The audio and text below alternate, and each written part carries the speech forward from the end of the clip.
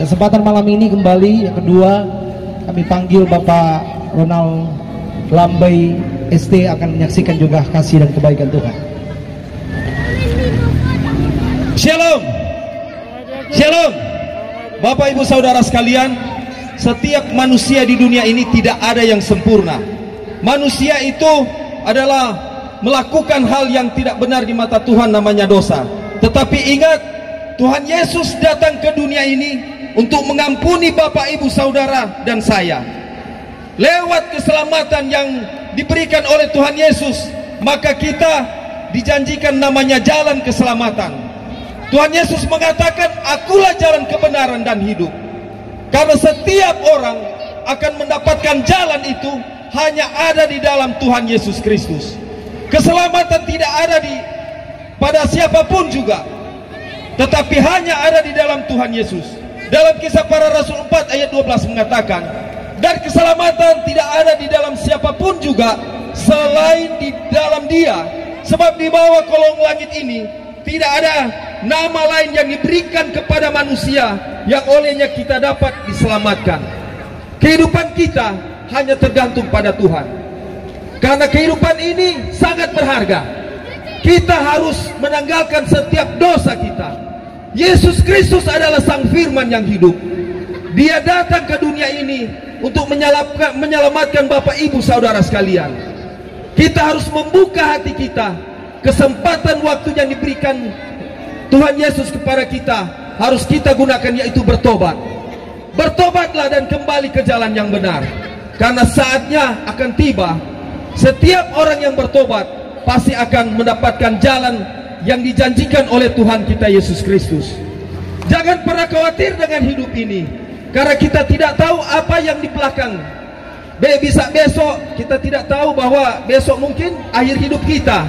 Tetapi kalau kita bertobat, kembali ke jalan Tuhan, pasti kita akan mendapatkan jalan itu. Di dalam Matius 6 ayat 34 mengatakan, sebab itu janganlah kamu khawatir akan hari esok, karena hari besok mempunyai kesusahan sendiri. Kesusahan sehari cukuplah untuk sehari. Kebanyakan manusia terlalu sibuk dengan kegiatan dunia. Dia melupakan akan Tuhan. Banyak orang mengejar uang, banyak orang mengejar jabatan. Tetapi ingat Bapak Ibu Saudara sekalian, hidup ini sementara. Kita tidak tahu bahwa kehidupan ini singkat. Kebanyakan orang ketika dia terlalu terlena dengan kehidupan dunia, dia meninggalkan Tuhan.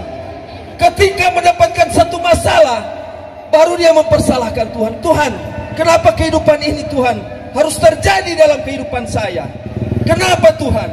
Kenapa Engkau meninggalkan Tuhan? Tetapi ingat Bapak Ibu Saudara sekalian, kita lupa bahwa kita selalu menyakiti hati Tuhan, meninggalkan Tuhan.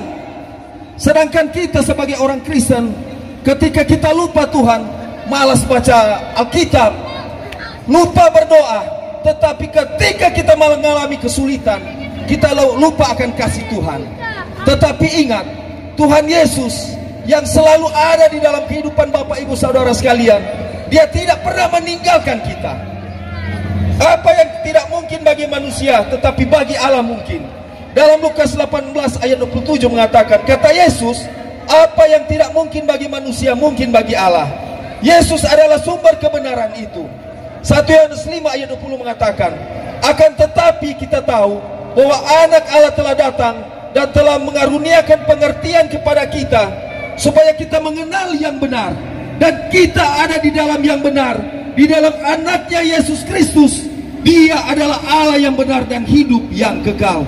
Yesus Kristus adalah Tuhan. Dia Sang Juru Selamat. Dia adalah Sang Mesias. Dia adalah Isa Al-Masih, Yeshua HaMasiah, yang membebaskan kita lewat pengorbanan dirinya di kayu salib. Maka kita ditebus dengan darahnya yang mahal. Banyak sekali orang ketika melihat Dia, bahkan banyak yang orang-orang yang tidak terhitung, ketika dia bertobat, dia akan mendapatkan satu jalan kebenaran itu.